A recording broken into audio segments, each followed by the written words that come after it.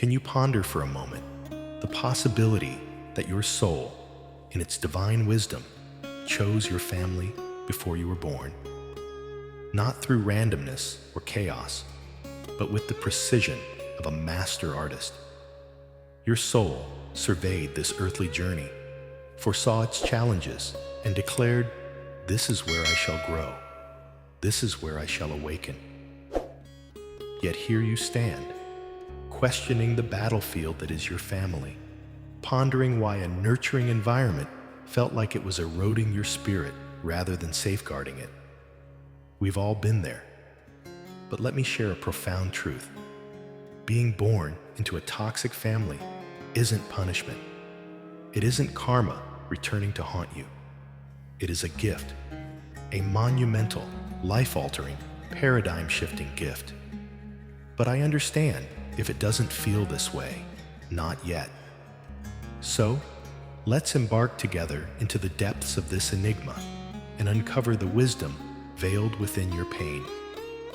Embrace Chosen One for more divine revelations.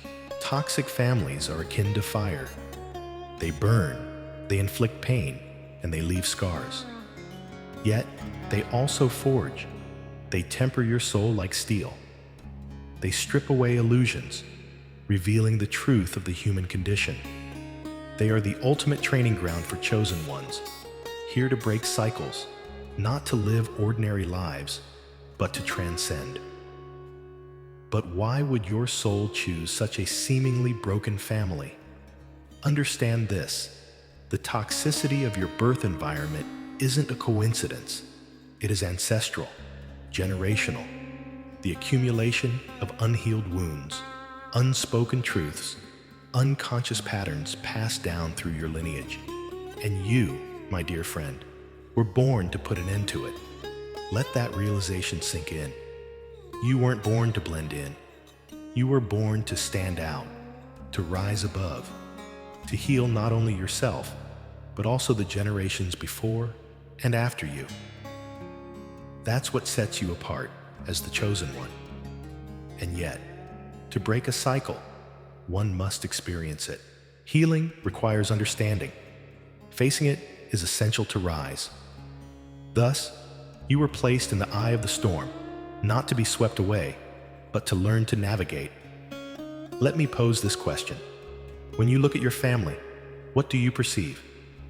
Anger, neglect, manipulation, control? Now, the deeper question, where do you see these in yourself? Toxic families don't just wound us, they mirror us, exposing the parts of us we're too frightened to face.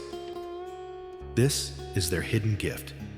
In the dysfunction's crucible, you gain the opportunity to see, heal, and transform yourself. In doing so, you transform the entire lineage. Let us forgo romanticizing the suffering, for it is undeniably arduous. Being born into a toxic family is one of the most challenging paths a soul might choose. It demands immense strength, resilience, and courage. It requires facing rejection, betrayal, sometimes even abandonment. Yet, with each encounter, as you choose love over hate, understanding over judgment, compassion over anger, you dismantle the cycle. Consider this. What would happen if you ceased battling your family and began perceiving them as your greatest teachers? What if their toxicity was simply a reflection of their internal pain, their inability to love you, not a decree of your lovability, but testament to their struggle with self-love? The shift begins when you cease seeing your family as the adversary and start recognizing them as wounded souls doing their best with what they have. When you stop asking, "Why do they hurt me?" and start questioning, "What are they teaching me?" that's when the gift begins to unlock. Because your family's toxicity is not yours to bear. It's an invitation to heal. It's a call to remember who you are despite their projections, expectations, or pain. It's an invitation to embrace your power as the chosen one. However, the catch lies here. You cannot heal your family. Your only responsibility is your own healing. In doing so, you create a ripple that transforms everything. Allow me to share something deeply personal. In my younger days, I believed being good, successful, or strong enough could save my family. Yet the more I strove, the clearer it became that saving them wasn't my responsibility. My true task was saving myself, breaking free from the patterns that ensnared me. In doing so, a miracle unfolded. My family dynamics began shifting, not through my imposition upon them, but due to my personal transformation. This is the power of a chosen one. You need not fight the darkness. You are here to illuminate it. So, what does it mean to shine your light amid darkness? To cherish yourself when others do not? To choose peace amidst chaos? These are the questions guiding your journey. Here's the beauty of it. The moment you stop perceiving your family as a curse and start viewing them as a gift, everything changes. The moment you embrace your path instead of resisting it, you step fully into your power. You were not born amidst toxicity to be broken, but to rise, to heal, to awaken. Let us delve deeper. Something extraordinary happens when a soul is placed in the midst of chaos, dysfunction, and pain. The wounds inflicted by a toxic family don't just scar. They create openings for light, awareness, and transformation.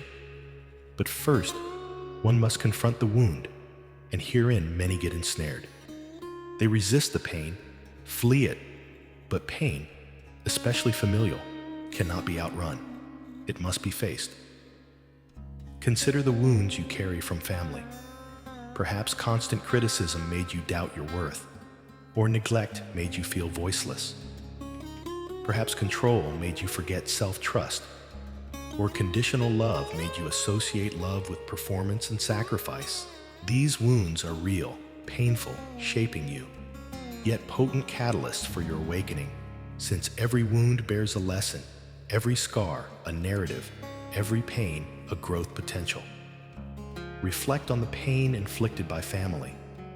Does it evoke anger, resentment, or sorrow? Now ponder what these emotions teach you about yourself. Chosen ones aren't just here to heal family lines. They are here to heal themselves, starting with realizing family-inflicted pain isn't about you, but their wounds, fears, and limitations. However, along the way, you internalized and made it about you, adopting their pain as yours. This is where healing begins. Distinguishing yourself from the narrative written for you, reclaiming your identity, worth, and power. How does one heal wounds that feel etched in one's DNA, break generational patterns? It starts with awareness. Acknowledging family treatment isn't a reflection of your value. Their toxicity isn't destiny. You're not here to perpetuate the cycle, but to end it. Awareness is only the onset. True transformation happens when you assume responsibility, not for their deeds, but for your healing. Allow me a profound insight. Your liberation begins the moment you stop awaiting family change, apologies, validation, and love deserved. Some may never alter. Some wounds remain unacknowledged. Some contrition never arrives. That's acceptable, for your healing hinges on you, not them. What would it look like to forgive your family? Not because they deserve it, but because you merit peace. How would it feel to release anger and bitterness, not condoning their actions, but unburdening yourself from their weight? Forgiveness isn't forgetting or excusal. It is declaring, I will no longer let your actions define me. Your pain govern my life. In this revelation, the gift becomes apparent. Healing awakens you. Shedding pain reveals your power. Breaking free unlocks your fullest being. Yet, let's not shy from reality. Healing is messy and non-linear. Awakening isn't easy.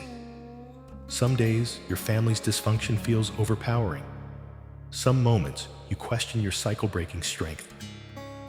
In these trying times, remember who you truly are.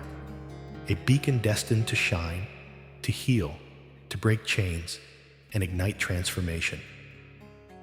In moments of doubt, remember this: you were chosen, not because the path is easy, but because you are capable, not because you are meant to suffer, but because you are here to transform suffering into strength, pain into purpose, wounds into wisdom. Let me pose this question. What if the very scars you see as weaknesses left by your family are indeed your greatest strengths? What if rejection became a lesson in self-love? What if neglect taught you true independence? What if your pain cultivated a wellspring of compassion within you? This is the alchemy of the chosen ones. We take the darkness into which we were born and morph it into luminescence. We channel the pain we've been handed into a profound purpose.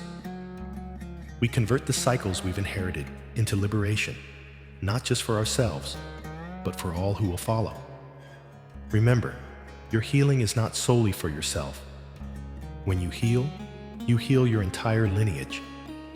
When you break free, you show others that freedom is indeed achievable. When you step into your power, you grant others permission to do the same. Such is why toxic families are a gift. Not because the pain is warranted, but because the pain has an awakening purpose. So let me ask you, if you knew your family's toxicity was the catalyst for your transformation, how might you see it differently? If each wound was an invitation to grow, how would you respond? You see, you are not a victim of your family. You are the catalyst for their transformation. You are not here to repeat their patterns. You are here to break them. You are not here to be defined by their pain. You are here to transcend it. And that, my friend, is the gift. Now that we have unveiled the purpose behind the pain, let us explore the path forward. Knowing you are a chosen one isn't sufficient alone. Recognizing your toxic family as a gift doesn't make the journey any simpler. Real transformation ignites when you decide to take responsibility for your life and your healing. True freedom emerges when you break free, not just physically, but emotionally, mentally, and spiritually. So let me ask, what does freedom mean to you? Not the freedom that comes from severing ties or distancing oneself, that merely scratches the surface. I'm speaking of genuine freedom, where you no longer react to their words, actions, judgments, where their opinions no longer bind you, where their dysfunction no longer defines you, nor their toxicity limit you. This path of liberation starts with a singular, powerful decision: to cease living in reaction to your family, and instead to begin living in alignment with your truth. Breaking free is not about fleeing. You could move to the ends of the earth and still carry your family's wounds internally. For the chains that bind aren't external. They're the beliefs you've internalized, the patterns you've inherited, the stories you narrate about who you are and your worth. The first step on this path is awareness. Awareness of the patterns, beliefs, and stories keeping you tethered. Ask yourself, what family patterns am I unconsciously repeating? What beliefs about myself did I inherit from their words and actions? What stories have I told myself, conditioned by their treatment? Perhaps you were raised in a family where love was conditional, bestowed upon achievement or compliance.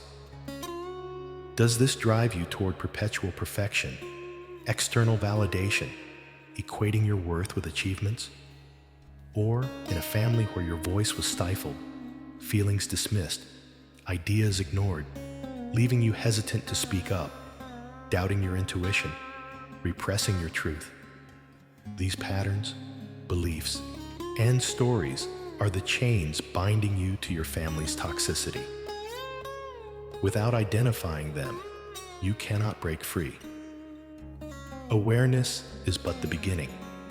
Healing follows. Healing doesn't imply fixing oneself. It's about rediscovering who you were before the wounds, peeling back conditioning layers, reconnecting with your true self. Healing is non-linear, messy, uncomfortable, a process of unlearning self-conceptions and rebuilding from the ground up. It demands self-love, self-compassion, and self-discipline. Self-love forms the foundation. It's electing yourself, even if no one else does, honoring your needs, boundaries, and worth, regardless of familial treatment. Yet self-love isn't always easy, especially if you've been conditioned to feel unworthy. Enter self-compassion, that gentle voice affirming it's okay to be hurt, angry, uncertain. It reminds that healing is a journey, not a destination, and you needn't be perfect. Lastly, self-discipline, acknowledging that healing is hard work, requiring daily commitment even amidst discomfort or pain.